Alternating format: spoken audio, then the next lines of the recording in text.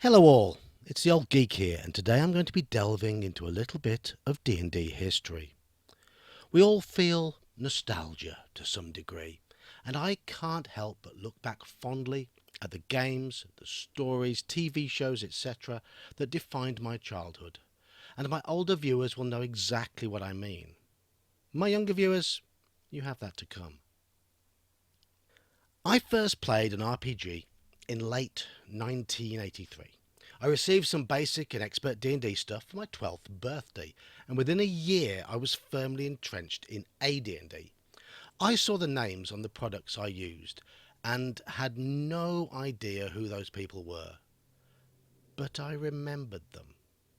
The names: Gygax, Moldvay, Cook, to name but a few, and, oh yes, Graham Morris. Here in the UK, Games Workshop had the rights to distribute TSR products. There was even a softcover version of the original Monster Manual printed in the UK in 1978. Several official titles were printed in the UK for the European market in order to bypass import costs. There were talks regarding a merger of TSR with Games Workshop, but they fell through, and thus TSR decided to set up their own UK-based company.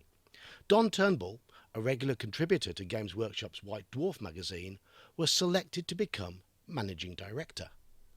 In 1981, TSR UK's first product hit the shelves: the Fiend Folio. This was a hardback book edited by Turnbull that mostly featured monsters that had been submitted to White Dwarf's Fiend Factory column. This book had been in the pipeline for some time. It was originally to be a 1979 release by Games Workshop, but the merger talks got in the way, and thus it got delayed. The Fiend Folio was soon followed by the U series of modules, with U being short for Underwater.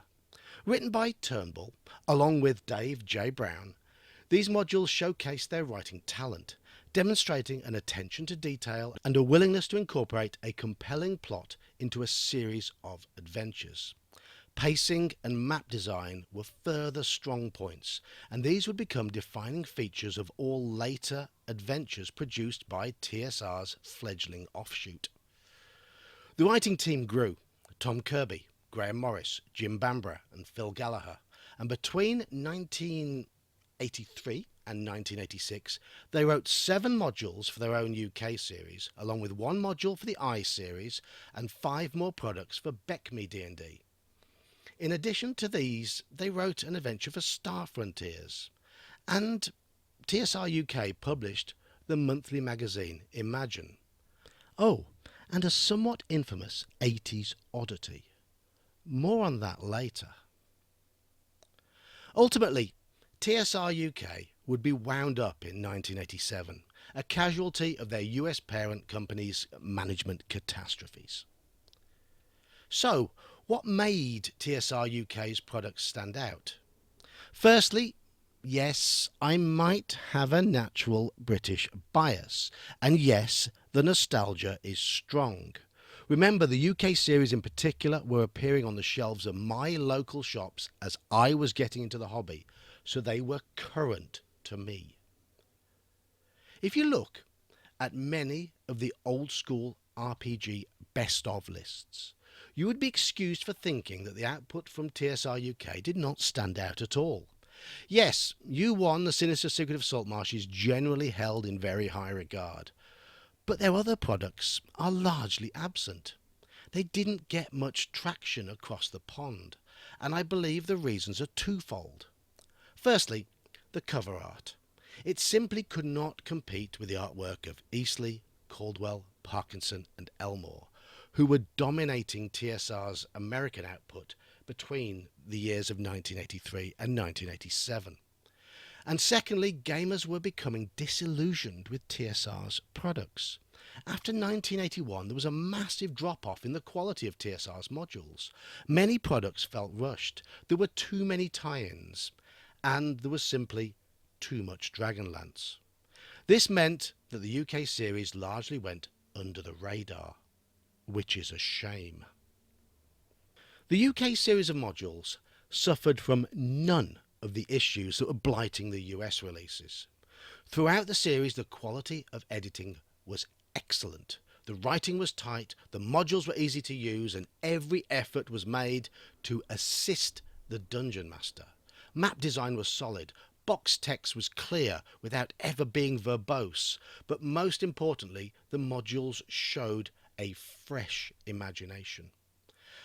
A far cry from the mess of ideas that blighted C3 Lost Island of Castanemir and I5 Lost Tomb of Martek, the shocking writing of N2 The Forest Oracle, the clumsy tie-ins that were the Conan modules, or the linear and rapidly becoming stale Dragonlance series. And they were clearly a labour of love, unlike the somewhat lazy and cynical super modules. The UK modules each offered something different. UK1, Beyond the Crystal Cave, was a spin on Romeo and Juliet with dark undertones from Celtic mythos and required negotiation and problem solving rather than traditional sword swinging. UK2 and UK3, The Sentinel and The Gauntlet, were a neat little series that perfectly blended combat, exploration and roleplay, including a show-stopping, desperate mass battle and drunken gnolls. UK4, When a Star Falls, married a compelling storyline with tight and believable locations and had an attention to detail rarely seen before or after in D&D adventures. UK5, The Eye of the Serpent, was a wilderness exploration adventure for a small first-level party written to accommodate a realistic gaming group size. UK6 turned the concept of treasure on its head. Outside the UK series, we had B10, an epic and varied campaign designed to bridge basic and expert D&D. I8, Ravager of Time, was proper horror, with the party battling against the debilitating effects of aging. AC9, the Creature Catalogue, taught DMs how to add variants to stock monsters and included a useful reference section on how the variety of key monster special abilities worked. Deeply rooted in the design of these products was the willingness to try something different. We often talk about all the juicy inspiration that lies within the AD&D First Edition Dungeon Master's Guide. The UK module designers were the ones who actually brought those ideas into their writing. Rules that we rarely, if ever, saw used in TSR's main products. Sages, intoxication, aging, oodles of NPC interaction. Don't ever be dumping charisma now if you want to play a UK module. We also got masses of help for DMs. Maps were clear, text was concise, and mechanical information was efficient and thorough. Monster stats were often neatly tabulated on a separate page in addition to within the main text for easy reference. XP values, THACO, special abilities were all listed from UK2 onwards. While early TSR modules seemed to expect that the DM would have to do a lot of heavy lifting in order to run the adventures, the UK releases aimed to lighten that load as much as possible. I was able to run several of the adventures before I owned the Fiend Folio, despite the fact that the modules plundered quite heavily from that tome. Throughout the range of adventures written by the UK team, there is a gritty verisimilitude underlying the fantasy. Lairs make sense, treasure makes sense, monster placement makes sense. Okay, I can understand some of the criticism that has been levelled towards them from time to time. If you like traditional funhouse dungeoneering, and you like your D&D wild and wacky, these aren't the modules for you. UK1 will not appeal to a group that enjoy hack and slash. If you dislike puzzles, then most of the modules might frustrate. The cover art is mostly rather weak, and the internal art can be an acquired taste.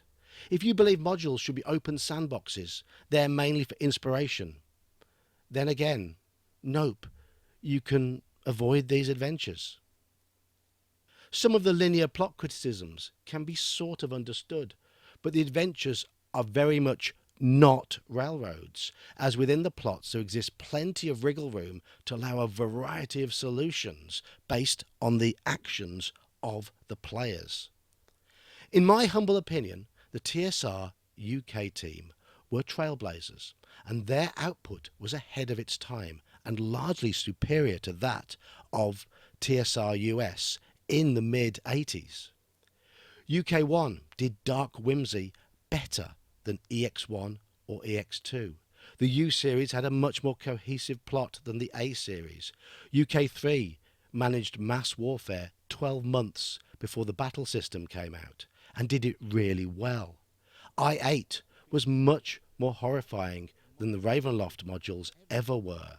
B10 was the only product to truly span basic and expert D&D, and it did it perfectly. While TSR US was commonly churning out rushed, bland dross in the mid-1980s, TSR UK were quietly confirming their genius.